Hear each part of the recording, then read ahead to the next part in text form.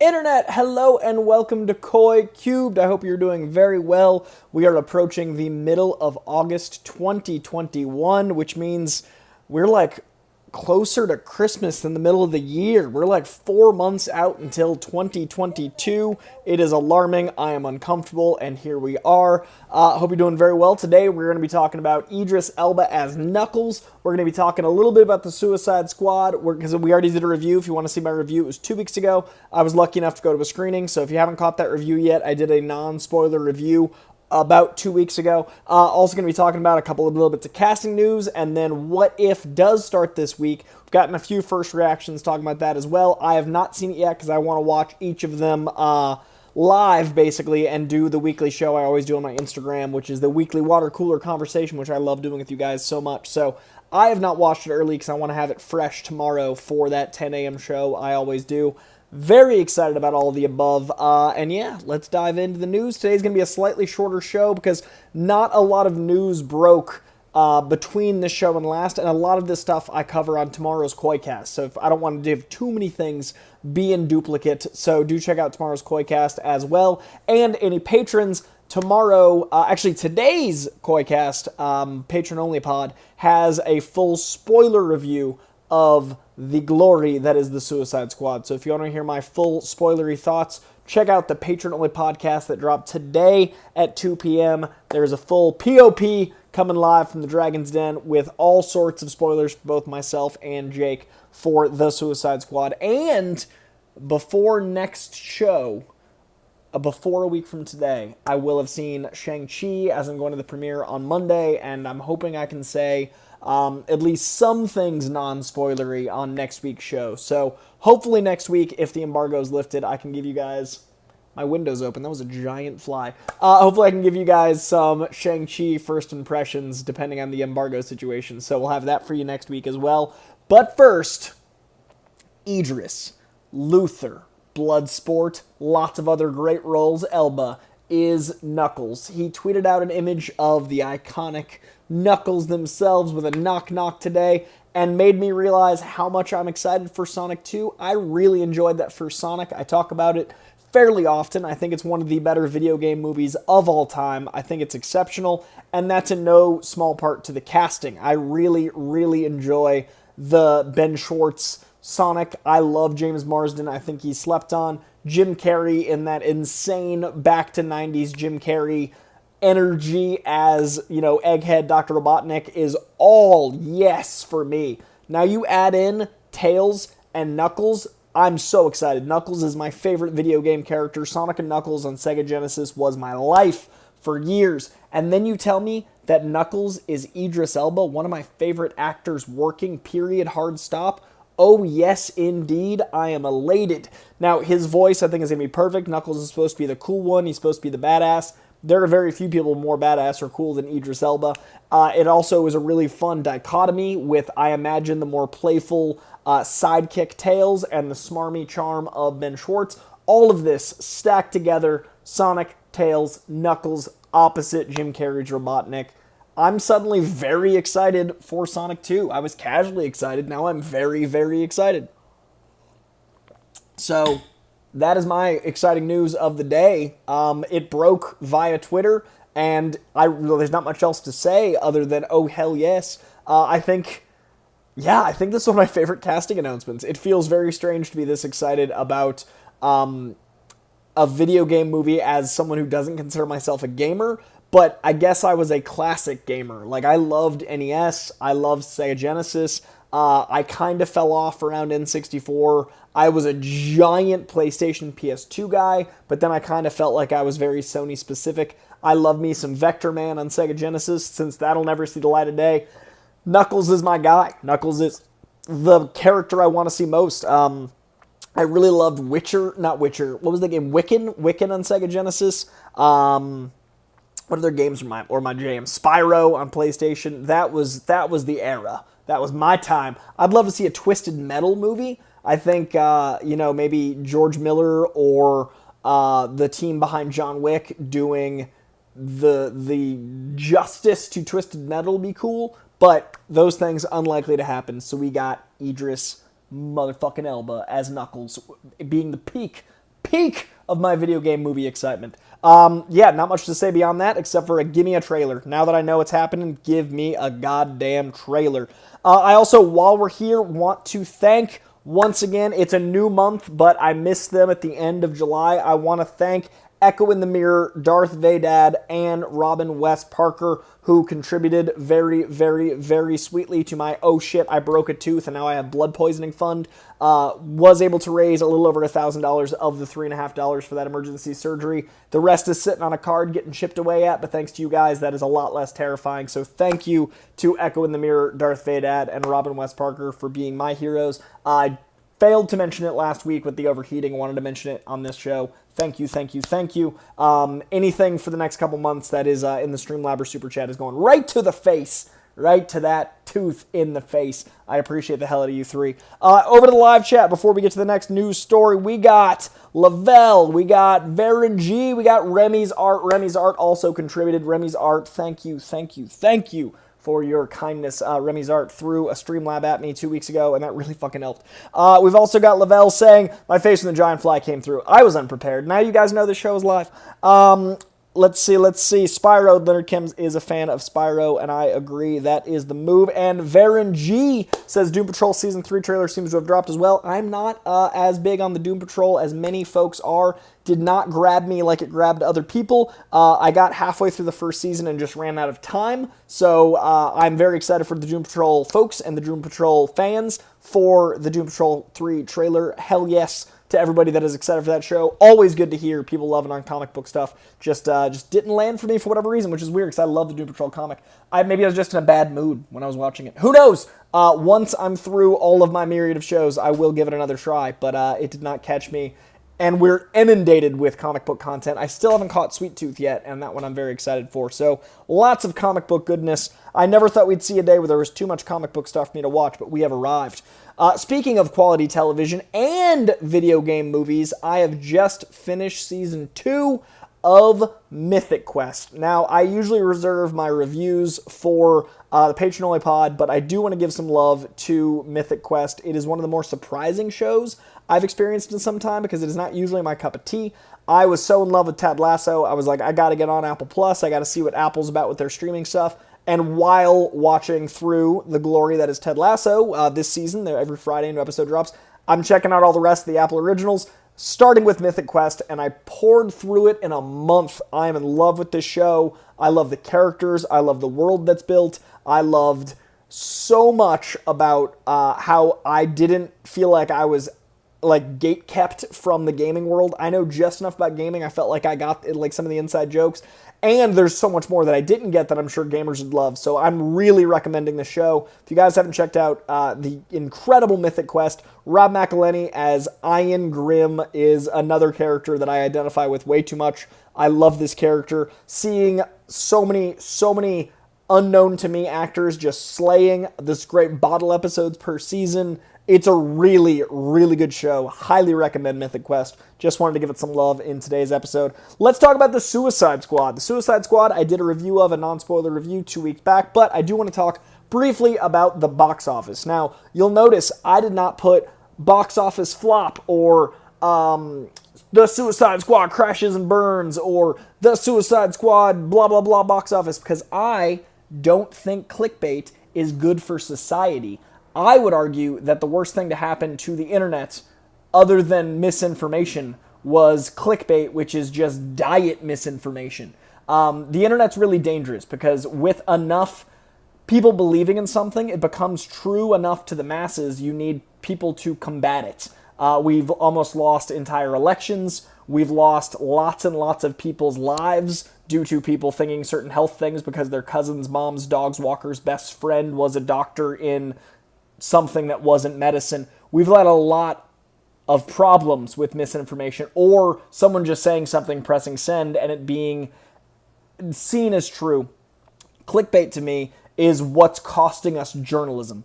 Clickbait to me is the issue of nothing's credible if you just pretend this thing is true, and people saying that it underperformed in the box office is technically true. Yes, it didn't do as well as they predicted. When they made those predictions, we were at a different place in the world. It was a week earlier, and the Delta variant has spiked accordingly. Yes, it was R-rated, unlike the other day and date releases that have come out. And yes, except Mortal Kombat, full credits Mortal Kombat. And yes, it is a less marketable movie than, say, your Black Widow or your Space Jam. All of those things are true. But when they predicted 30 to 40 and it did 26.5 within a margin of $4 million to a prediction that was made before the medical crisis heightened, to have all of these fucking journalists come out and say underperformed and talk shit about a very superior to most movie is bullshit. I hate people getting their little fucking click dollars by lying or by exaggerating or by going for what's the most sensational. The movie is incredible. The movie is one of, if not the best DC movie. It's right behind Shazam for me, but I have very specific things about family and all those things. I could see this being a lot of people's number one DC movie of the modern DC era. It is bullshit to drag it through the ground for clicks, and I won't stand for it. On my platform, I want to make sure there's integrity in journalism. I want to make sure people understand the number of factors, the Delta variant, theaters closing back down, people feeling unsafe, it being free if you have HBO Max on the day. People don't like to leave their house. Getting in a car, parking, paying for a ticket, paying for food, having a sitter, all of that shit. If you can just watch it at home, that's what people are going to do. So yes, it did underperform, but it has been sensationalized to a level that I think is absolute ridiculousness. So I would recommend, if you feel safe enough, to go see The Suicide Squad in theaters. I saw it once at a press screening. I felt safe because it was a very contained press screening, vaccinated and ran through and distant. And then I saw it on a Saturday morning, and I looked on my AMC A-list and made sure that it was fairly empty. Like I did preventative measures because I didn't feel safe in a crowded theater either. I would have loved to see this in a crowded theater. I want to hear the cacophonous laughter and the oohs and ahs, etc., but I didn't feel safe. So I understand people not feeling safe because I didn't feel safe. I've been vaccinated since February. I now know 17 people with COVID actively right now, and 16 of those were vaccinated. It is a lot. It is a dangerous time, and I understand where they're coming from, but to fucking compare it to the first one with all those variables, and to compare it to anything pre-pandemic box office is absolutely absurd, and I won't have that shit. Don't click on those links. Don't give those people your fucking attention. Don't let them make any fucking money off of this sensationalized bullshit. It sucks that that's what the internet's become, and as much as I can fight it, I'm going to. I saw a StreamYard come in from the great Hitman Hudson, so I'm going to see what we got from Hitman. Give me a second to let this bad Larry load. All apologies for it not being open already, but I do appreciate you guys. As I've been ranting about the bullshit all week, you guys have been at least listening to me, even if you respectfully disagree. I do think it is unfair to compare The Suicide Squad with any other movie, much less movies from before the pandemic. The box office is not going to be the same again, period. We'll never be able to compare pre-pandemic numbers to post-pandemic numbers. So many theaters have closed. Things are going to change constantly, and I really don't think it's fair, much less comparing present to before. Maybe in like 5 years we can look at the difference, but it's not going to be for quite some time. All right, Hitman Hudson. I just finished Season 3 of Star Trek Deep Space Nine and Episode 9 of Season 1 of Ted Lasso, Best Comedy on TV. Both shows are amazing. Almost done with Season 2 of Batman Beyond as well, which is another brilliant show. Hitman Hudson doing the work, watching the quality television. I have never been a Star Trek TV guy. It's just so much volume. It's nothing against the show. There's just a lot. But I am very happy to hear that you're enjoying it. And the other two shows, I can absolutely agree with you. I think Ted Lasso is the best comedy on TV right now. And I love me some Batman Beyond. Terry McGinnis is my boy. I got a lot of love for that show. So hell yeah to your taste, good sir. Hitman Hudson. Enjoy all that sweet, sweet art. All right, let's see. Next bit of news. The post-credit scene, by the way, for The Suicide Squad, while we're kind of on The Suicide Squad still, that scene was revealed to be filmed after the end of the movie. I don't want to give any spoilers here because a lot of people haven't seen it, and I see people in the chat saying they're going to see it on Thursday. I think that's also Hitman Hudson seeing it on Thursday, so I'm not going to give anything away, but know that the post-credit scene was in fact filmed after the fact because of events that happened in the movie, and I thought that was really interesting with other goings-on around that universe that they were able to do that, and why they did that, and you'll understand that clearly in the movie, but no spoilers because I respect all of you. and Hitman Hudson, especially for telling me, seeing it Thursday. No spoilers, I promise. But it's a fun fact about the post-credit scene. You know there's a post-credit scene. Okay. All right, you lovelies. Let's dive into good news about movie theaters. Warner Brothers has agreed to a 45-day theatrical window with AMC in 2022 for the rest of 2021, which is jarringly only a few months. September, October, November, December, and half of August. We've only got 4.5 months of the year left. This year is over in 4.5 months. That is banana sandwich. How is that even possible? We're like 15 days from being 4 months from Christmas. We're 4.5 months till Christmas. I just, even when I do the math, it makes it less weird. It's like a month and a half till my birthday. Thinking about doing a 12-hour birthday stream. I'll let you guys know maybe the day before my birthday, go up until midnight or something. I think we're gonna do something for my birthday next month. My birthday is September 15th. I'm gonna cook something up. But irregardless, 2021 being almost over, the deal was HBO Max was getting every Warner Brothers movie day and date as it released in theaters. I think Dune is the only one that's changed that because you can watch The Suicide Squad, you can watch all these giant tentpole movies on HBO Max the same day the theaters get them. Now, it's going to get interesting if theaters do close back down, whether or not that stays true. Will they just delay these movies because they need to get some box office, any money they can make possible? Will that change things? Because they're not going to be able to make, if say, HBO Max is $8 a month, you're not going to be able to make enough money off of that $8 spread across the month to possibly compete with even the cheapest movie ticket of $12 each. So will these movies get delayed? That way there is a theater, even if it's a tiny amount of money, to balance the scales of these budgets. Because advertising is expensive, making these movies is obviously expensive, pushing and then re-advertising is crazy. But the good news is, in 2022, there is a standard to be set. There is going to be a 45-day window after the movie theater that brings things over to HBO Max. Now, it used to be a 90-day window. The standard used to be 180 days. It got shrank in half to 90. 90 is kind of been the standard. If you think about it, 3 months is kind of that window of time that you see between movies and them being released digitally or on a streaming service. Now they've agreed to 45 days. That is not, I think, enough, but it's way better than day and date. Good God. That gives the people that want to see it in theaters some exclusivity. That does make movies special again, and it gives us like a month and a half for it to make some money in theaters before getting put on a streaming service. So I love that AMC and HBO were able to come to an agreement. There is a ton of stuff coming from Warner Brothers, and I think this sets a really good precedent for Disney, for Netflix, for all these other major studios, that there is kind of an established plan. So 45 days, hopefully that is something that causes a ripple effect through the industry, and we can see more of that to come for movie theaters to stay alive and for the box office to still matter. Fingers very crossed for me because I love the movie theater experience, and I love movies being able to have low, mid, and high budgets depending on their release. All of that goes out the window if everything's streaming. It's going to be a real mess, and I know things have to change, but they don't have to change overnight where there's going to be as much of a catastrophe. Now, I got another Streamlab coming through. It's going to be from Curtis Mason.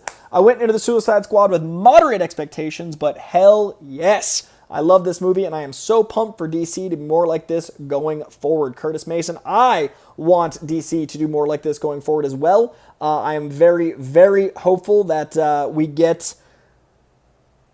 I hope that the box office, everyone is smart enough to know that the pandemic was such an impact. I hope they're smart. The suits are smart enough to realize that these numbers aren't what the movie would have made otherwise. I hope that the suits aren't like a lot of the trolls on the internet or a lot of the people that are journalists saying stupid shit. I hope they know that, because I want more of this as well. I think James Gunn did a masterful job. I think the cast crushed it. I really enjoyed this movie.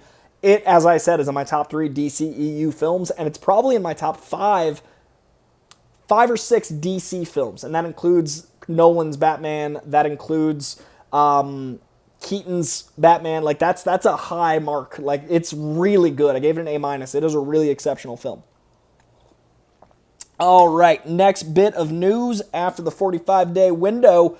We did get a Why the Last Man trailer this week. I do talk about it on tomorrow's Coy-Cast with good sir producer Jake, but I do want to say that I love that the DP and the director took frames right out of the first volume of the comic book. There are so many images right from the comic book that are just stunning, that look like the art, that feel like Why the Last Man. It looks like we're getting a very, very literal translation, which is going to be amazing. Adaptation's important. Literal translation is tricky. Obviously, they're going to wiggle. They're going to change. It's not going to be like 2019's Hellboy. It's going to be more modified. There's new characters they're introducing. They're changing things with the ampersand. Lots of things are going to be different, but the visuals feel like the atmosphere of the book, and that's really important to me because I love the feel of Y the Last Man. Very excited. Brian K. Vaughan's been a very hands-on producer. This is going to be a really, really good time. I have a lot of faith in FX. FX is one of my favorite networks. They do Always Sunny, Dave, Atlanta. Some of the best shows on TV are over at FX, so I trust them to make something bold and original and crazy, just like the comic book. So, first trailer dropped. Check out my thoughts tomorrow with Jake. Jake's as big a fan. It's his favorite graphic novel ever. It's in my top 10. So both of us talking about it as a ride or die fans of BKV's Y the Last Man. Very excited for it. Check out the trailer. My homie Olivia Thirlby's in it. Very excited for that. I'm very, very, very hopeful for her to be even more of a household name as the great hero. Her character's name is Hero. She also is a bit of a villain in the beginning. But yeah, I'm very excited for Y the Last Man. Check out the trailer. It looks exceptional. All right. I got another chat popped in. I believe it is from Lavelle M. You always make my day, so I wanted to return the favor. I salute you, Mr. Coy. Dude, I appreciate it. I salute you right back. Thank you very much, Lavelle. Much, much, much, much, much, much, much appreciated. Hope you're doing well. Hope you're staying cooler than I am. It is very hot, as always, in my apartment.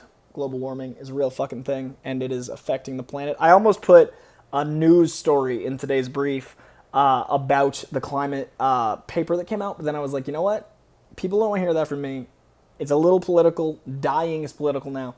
And also it made me angry, and I was like, I'm going to go pop culture today. So thank you, Lavelle, for making my day better, and I hope your day is fucking rad. All right, next up, we got What If. Now, What If drops this Wednesday. Well, technically Tuesday at midnight. I watch them in the morning, so this Wednesday I will be doing my traditional weekly water cooler conversation over on Instagram. If you don't follow me on Instagram, it's my name, Coy-Jandreau, Coyjandreau. Every single week, I cover whatever the big show is. When Peacemaker comes out, I'll be doing Peacemaker. Right now, What If is the big show. I'm going to be covering What If. Very excited about that. I'm going to be doing Easter eggs, comic references, MCU growth, all of those things. And it's like this stream of consciousness. Now, this show is half an hour. I think it might be a little bit of a shorter water cooler conversation because of the length of the show. But I don't know. I don't know if it's going to be as dense as Loki. Each episode's going to be a different thing. It's an anthology, so each one's going to be different.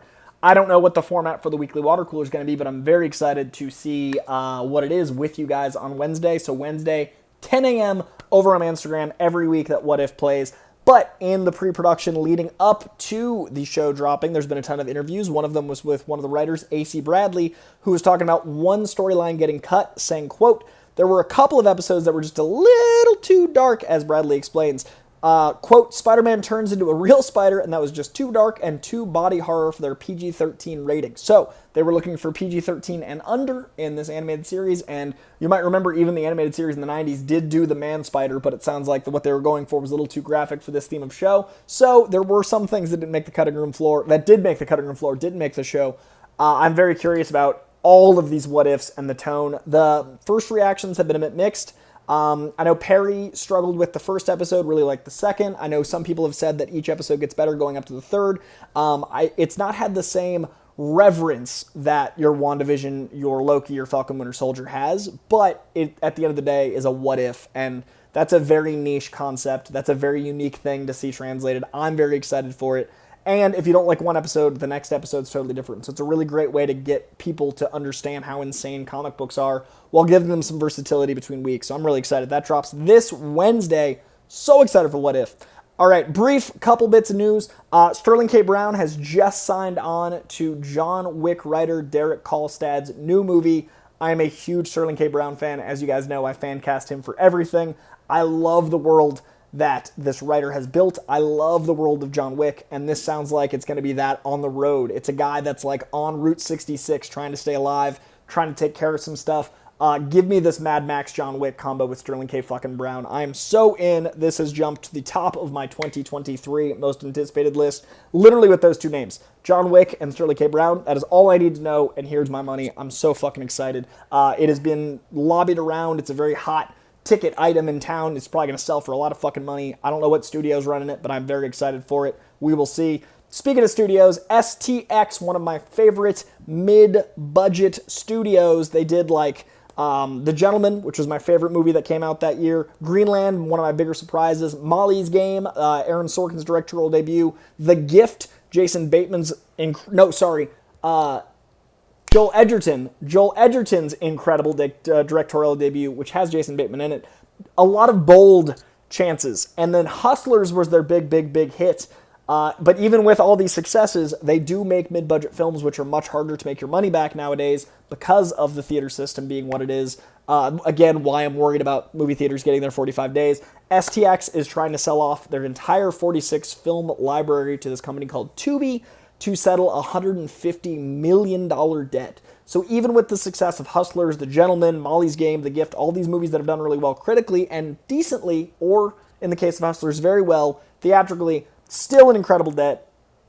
Pay for your art when you can, however you can. Even if it's waiting for it to be on streaming instead of bootlegging it, at least there's some clicks there.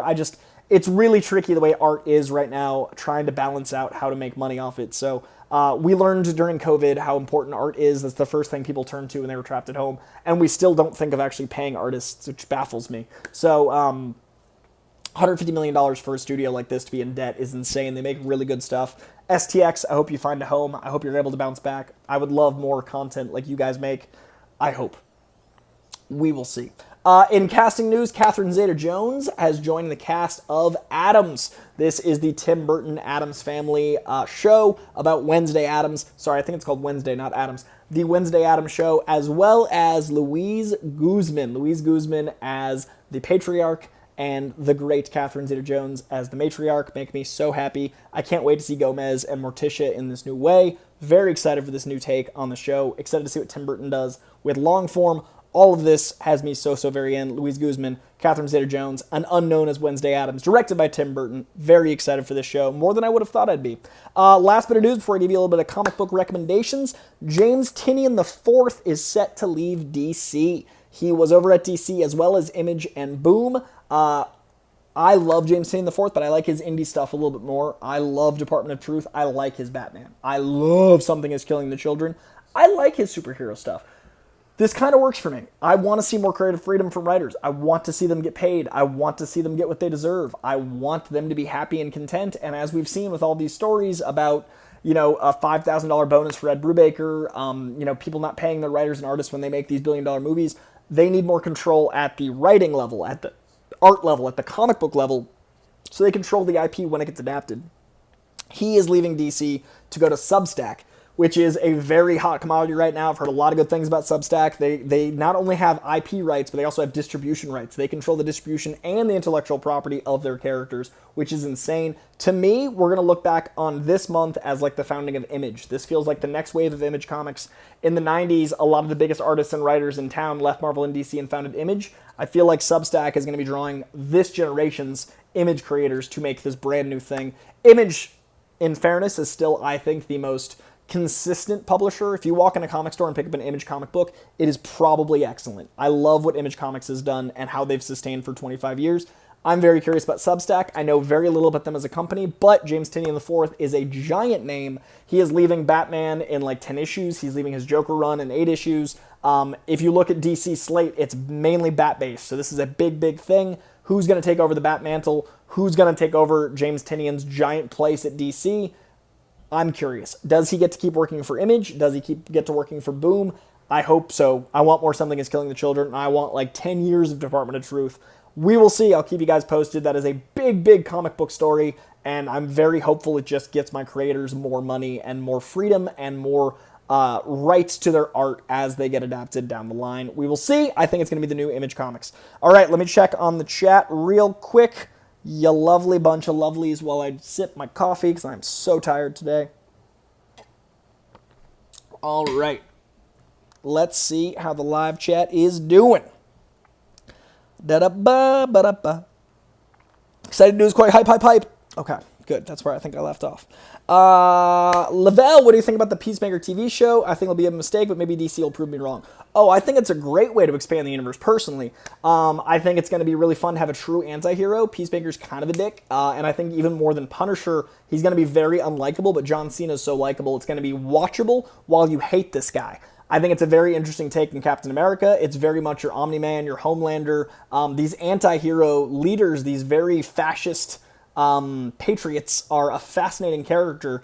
I'm excited. I think it's a good move from DC, especially since they're going to let James Gunn go crazy like he did with the Suicide Squad. I'm very hopeful.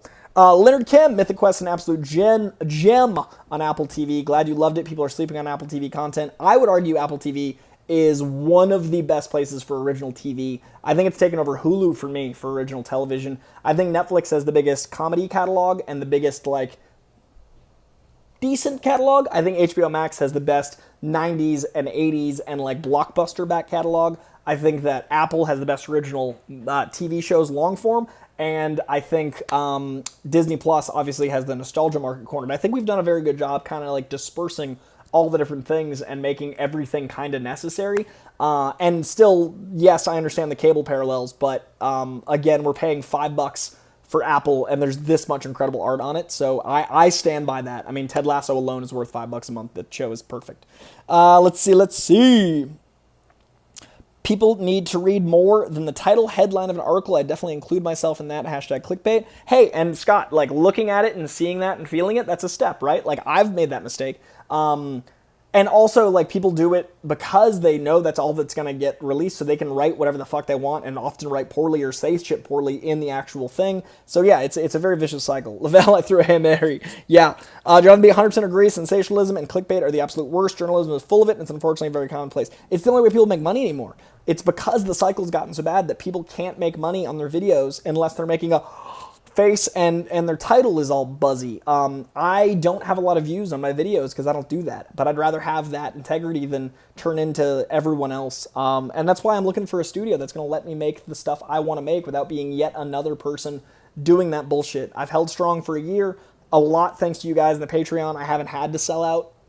And I know a lot of people that don't do it sensationally. Like, the Real Rejects are actually that excited about shit, but they're one of the only ones I know that react to stuff authentically. I love the Real Rejects because they're as excited as they advertise. Those are actually those dudes, but so many people make shit up and make up headlines and make stupid faces, and, like, it's just not the same. I don't want to be that guy, and I'm trying not to be, but that means my views are lower, and I have to accept that. So that's where I am with clickbait. I'd rather not make as much and struggle a little longer and find a studio that'll trust me than be a sellout and turn into clickbait and turn into what I don't like about YouTube or what I don't like about internet. Lavelle, don't mess with my boy Coy. He will shank you if necessary.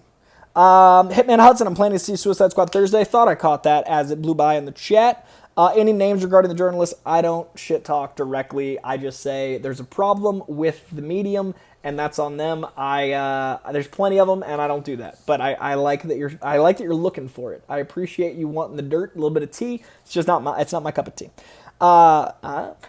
Jonathan B, you can't wait to see it in IMAX. Not seen it yet, so it's going to be great seeing it the best possible way. I agree, see it in IMAX if you can. Go, feel safe, wear a mask. Obviously, do everything you can to be careful, but IMAX is the fucking move. I saw it in IMAX.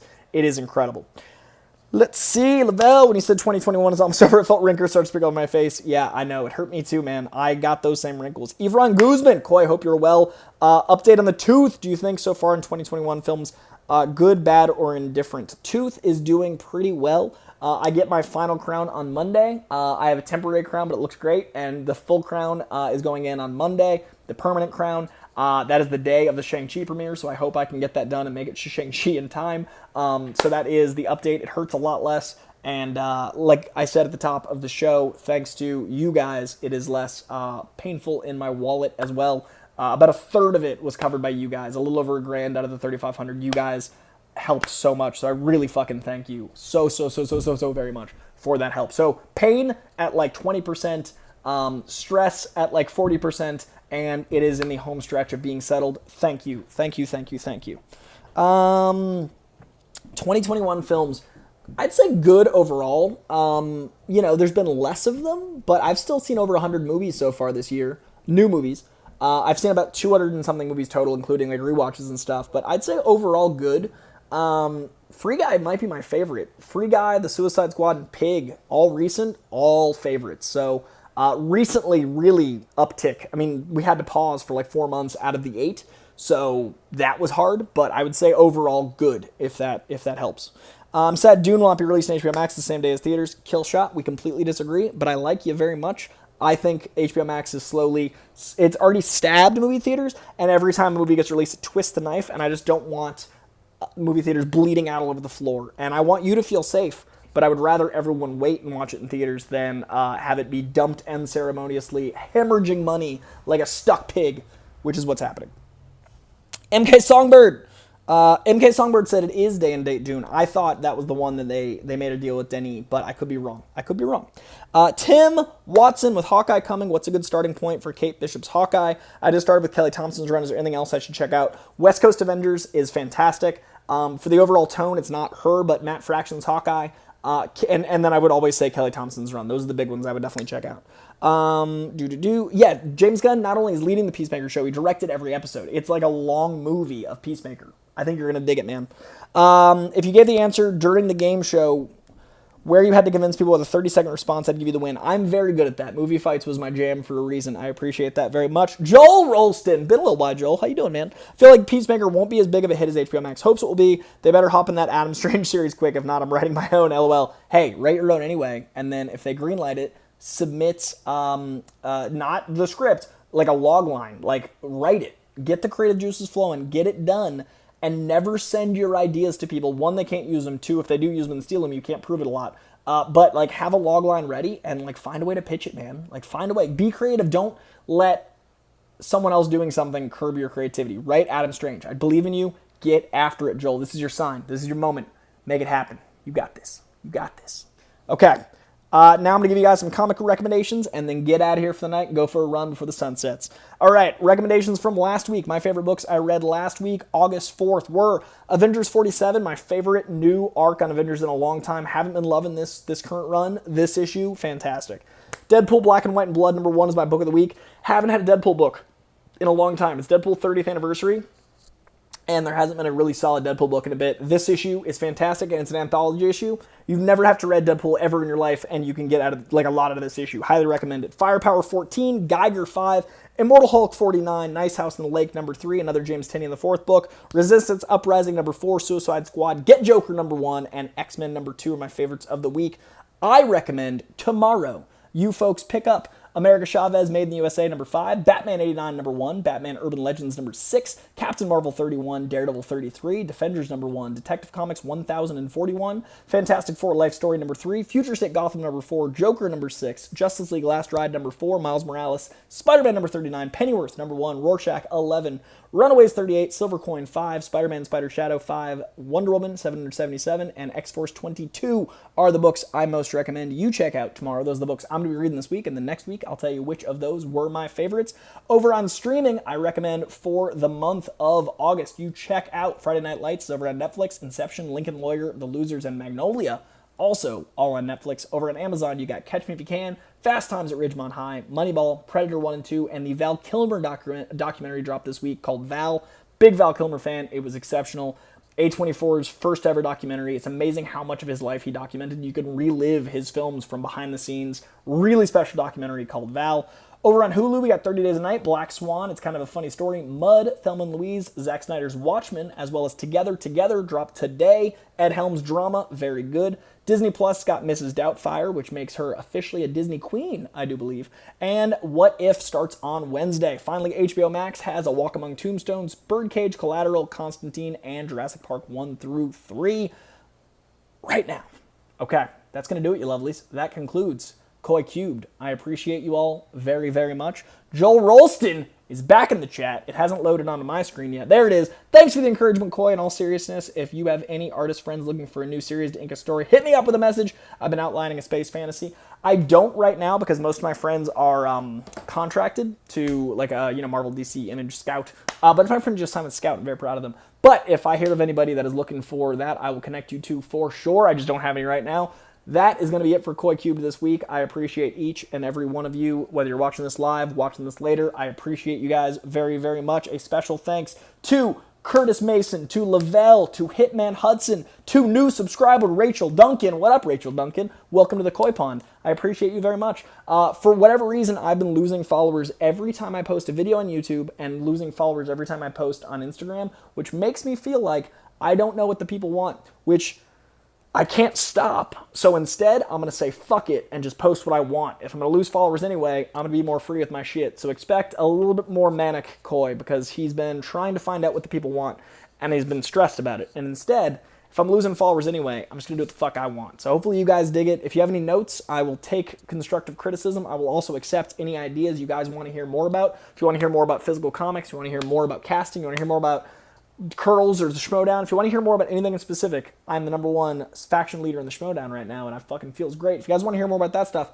leave a comment, let me know what specifically you want to hear about, because I'm entering fuck it mode, especially with my birthday next month. I'm definitely going to be in fuck it mode for my birthday month. I take the whole month for my birthday, and I'm going to be saying fuck it a lot. Expect chaos on the gram, probably some chaos on the YouTube. I just don't want to keep losing followers every time I post shit, because that makes me feel bad. I know I shouldn't care, but I do. That's why I'm here, because I care. All right, you lovelies. Have a good fucking night. I will see you tomorrow for What If at 10 in the morning for our weekly water cooler conversation bright and fucking early. And then I will see you throughout the week on various Twitters and Instagrams. And I will see you in your ear holes on Koicast dropping at midnight tonight. So find me on Instagram, Twitter, YouTube, TikTok, wherever. Just not the street. If you do see me in the street, come say hi. Just don't make it weird. All right. Much love. Bye, guys.